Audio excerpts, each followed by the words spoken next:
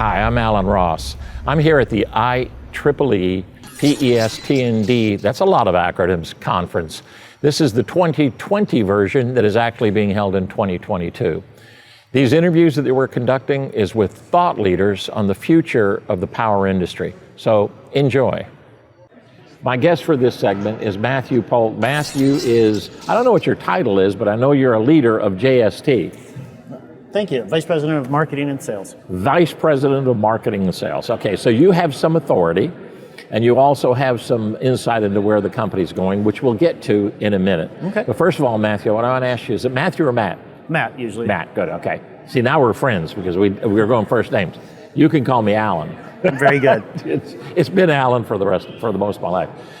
When you look ahead in the industry, and because you've been in the industry a long time, you started as a nuclear engineer? Yeah, nuclear engineer on submarines. My hat is off to you. My hat is. See, that's, to me, that's the epitome of the practitioner. The guy that's been on a submarine is a nuclear engineer, and served some other roles, and now you're in this role. Where do you think we're going as an industry? The power industry, I will use it. You can take any component of it.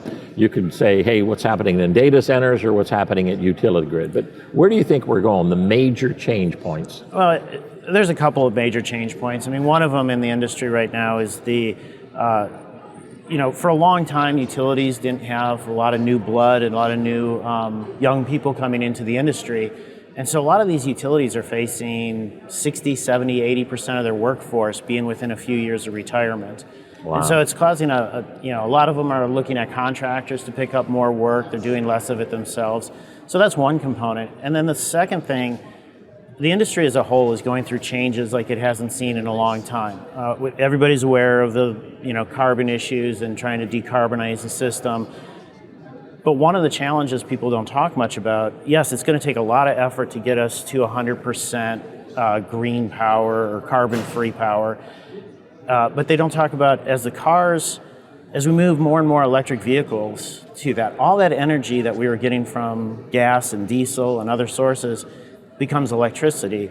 We're looking at probably somewhere in the order of 60 to 66% growth in the electrical grid to account for the cars. So not only do we have to convert all the gas and coal, we got to build enough capacity to do the cars as well. So it's a really fascinating time in the industry to figure out how are we going to grow and meet the, whether it's President Biden's goals or COP26 or just the utility goals that they have set for themselves. Right. It's a very exciting time. It's exciting and scary because you're talking about, we've been flat for about 10 years. Mm-hmm. Demand has been flat for 10, 12 years. And your projection is 30, 60%. I've heard as much as it's going to double to 30% being the bottom, right? Yes. I haven't heard anybody say, oh, we're not growing. And so it creates a huge group when you have to create more generation when you're closing old generation. Right. We're not building new nuclear plants. We're not building new coal plants. We're closing those plants. And it's different. So when you create rather than this typical step-down grid, and you go from, in fact, now people are talking about the DC solution, trying to bring DC into it. Yeah, and so we're in an inverter-based world.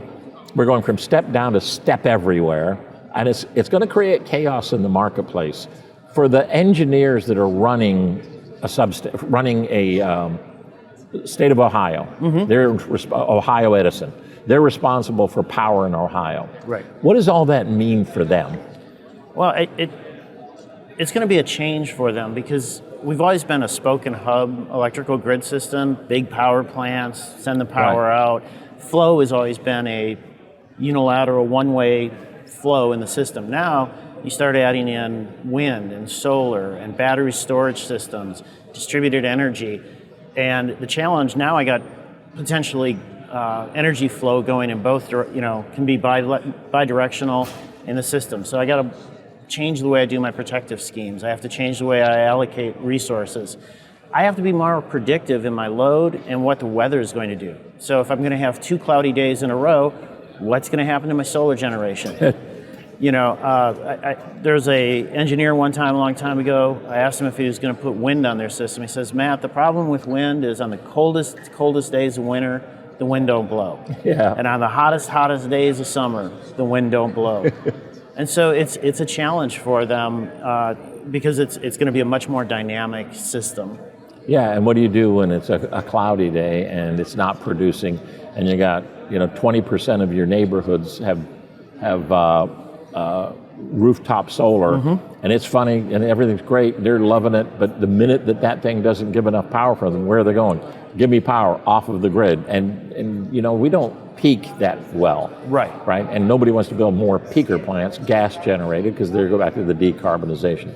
There are a lot of problems that are coming together at one time, and it's going to take more than one solution, right? Absolutely. A lot of great creativity. I always say follow the money and follow the technology. And the money is there because the government says it's there. We're going to spend billions of dollars. We could waste it if we don't have good solutions. And it will not be a total technology solution. The technology is going to play a major part in that, right? Yeah. So I want to talk about JST. You guys are here at the IEEE event. You got a plant in Florida. You got a plant in Mexico. Yep. Plants elsewhere around the world and are growing. A unique company from transformers up. You can talk a little bit about what you do, but what I really want to talk about as JST looks at this future we talk about, how do you see applying what you do to help become a solution to those problems? So at JST, we do a lot of transformer, switchgear, and packages, and our number one customer base is the renewable markets. So we're very involved with the wind industry, with the solar industry, battery energy storage. And so a lot of our focus right now is on optimizing those solutions for our customers, whether they're the utilities or the developers or the EPCs that are building these systems.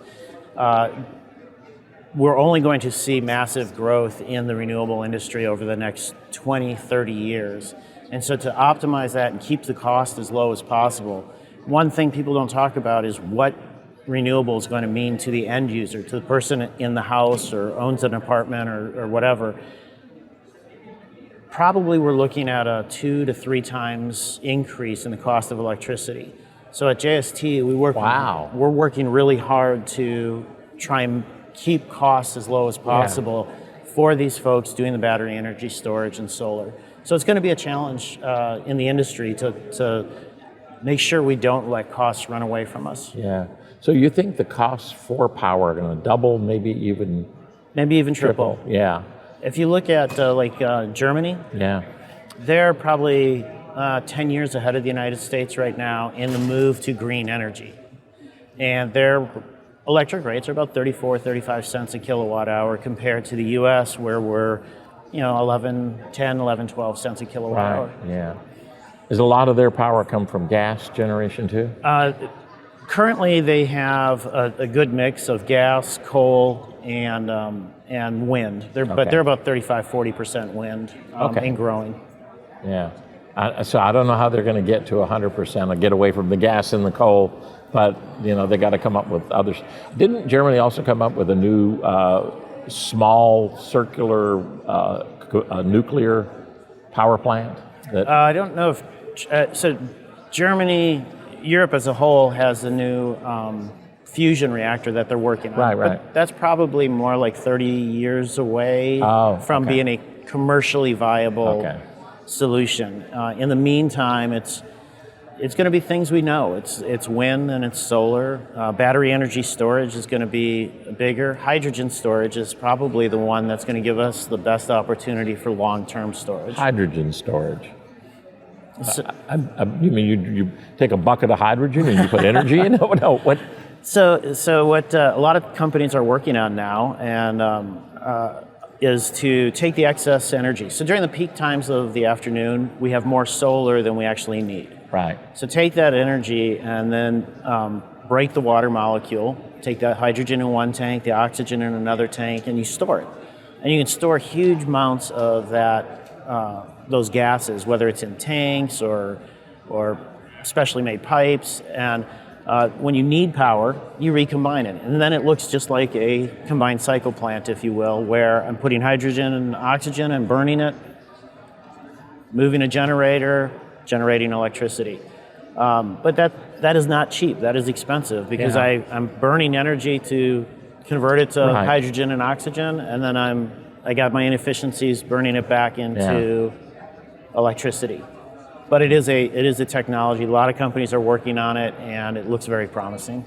Talk about IEEE for a minute. You've been involved with it for a long time. What's the value of IEEE to your career? So I've been coming to IEEE since 1996. I think was my first IEEE show. Wow. Yeah, I guess that makes me old, doesn't it? It makes you wise. Thank you. That's a much better way to say it. No, so IEEE has been really, it's a place I come to learn about what's going on in the industry. Okay. What are the new technologies that our people are looking for? You get all, that's an exaggeration, but you get so many customers that come in and you get a chance to meet with a lot of people, get new ideas. To me, it's a catalyst for what's next in the industry. What do the customers need to improve their system, their reliability? That's what IEEE is for me. It's a plan.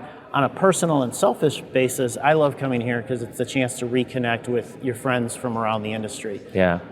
It's a small industry, so you bump into your friends all over the place, and it's a great event that way as well. Do you work on any committees? Have you worked on committees in the past? I used to work on some of the arc flash stuff. I haven't been involved in the last few years. We have at JST we have I think 6 people that are already on the committees. Okay, good. And good. very involved, and I think it's important for utilities. I would love to see on those committees more of the customers. You go to the committees and it's an ABB, it's a GE, it's a JST, it's all the manufacturers. We need more of the customers, the utilities, I agree. the oil and gas. Yeah. It's the hardest challenge we have at IEEE is getting the end user practitioner more engaged. Exactly. More of them coming here. I know they had a deal, a utility could do this. For $1,000 you could send 10 engineers. We had 32 companies take us up on that, and some of them did more than $1,000. So that's what we're trying to do, get the engineers back engaged and involved so we're not in an echo chamber of vendors and academics, and that's kind of what we're changing. But thank you for all your involvement in the past. Thank you for joining us, and we appreciate it very much, Matt. Thank you, Alan. Bye-bye. Appreciate it.